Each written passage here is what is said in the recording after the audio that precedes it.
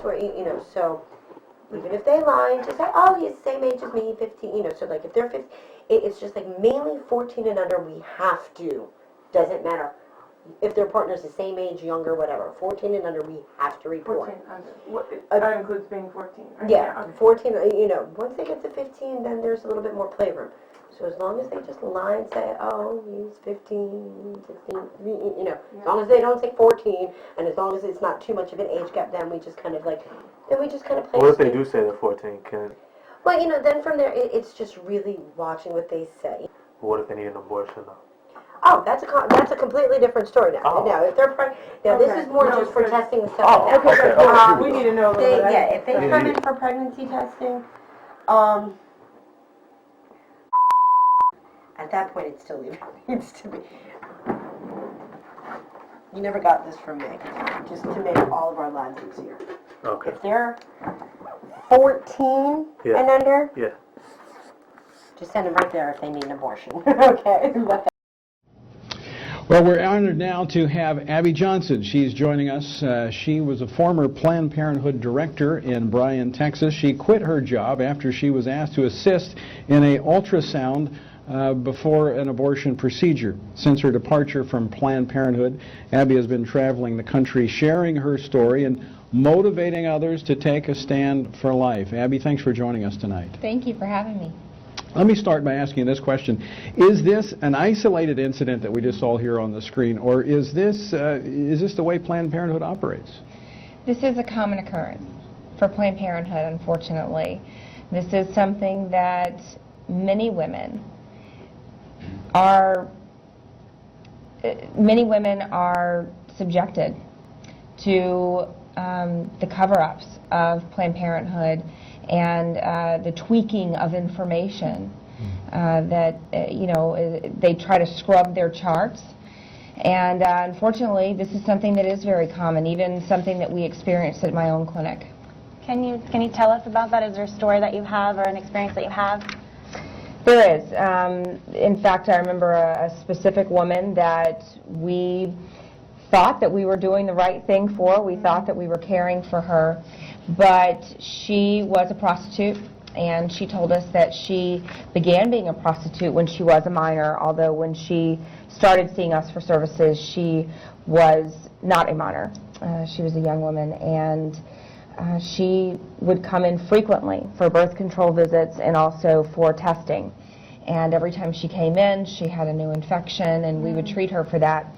But one day she did come in with her pimp. And I remember when you first told me that you were doing this, my mind immediately went to her. And I remember thinking, what could we have done differently for her? Could we have saved her from that life that she was living? And we did nothing. That day, we let her walk out of our clinic with a bottle of pills to cure an infection, a new birth control method, and her pimp. And we let her walk back out into that life of a prostitute and a life of abuse.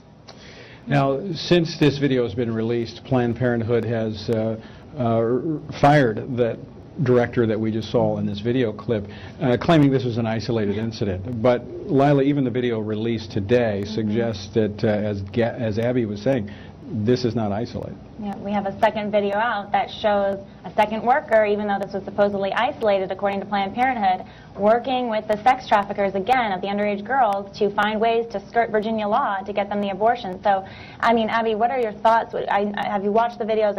Let's take a look at that clip. Okay. Let's look at that clip from Virginia, and then Abby, I'd like to get your thoughts on that. Okay, the part of it, though, is some of the girls, they're around like 14, 15, and some of the girls are from like out of state, out of country. They don't know about the facilities. They don't know how to get help. I don't even know how to do it. So like, what are your like Are they teen illegally services? here, or are they legally resident? Some of them don't have like their residency yet or something like that. But like, how do you guys have teen service or stuff like that? I mean, we can give them the same information. The only thing that requires a legal guardian is an abortion. I mean, you can get birth control testing, like anything without a parent. The only thing that requires over 18, if they're a minor, is an abortion. But there's also ways like judicial bypasses we can get around that. If you guys ever need it, there is a way to avoid that. Well, again, how commonplace is this? I mean, we're hearing the same language.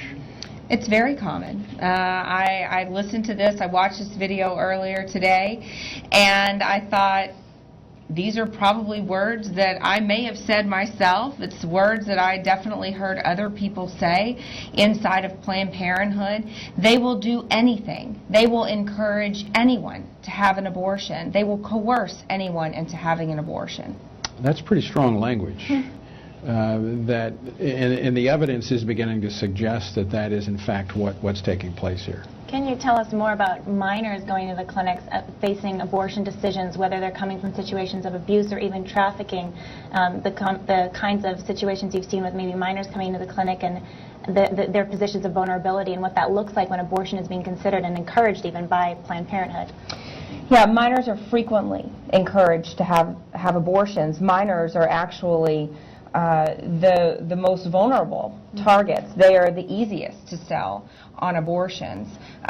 Frequently they will come in with someone who is trying to encourage them to have an abortion, and they will actually talk with the clinic worker. They would talk with me and say, you know, can you please encourage her to have an abortion? Can you please talk her into it?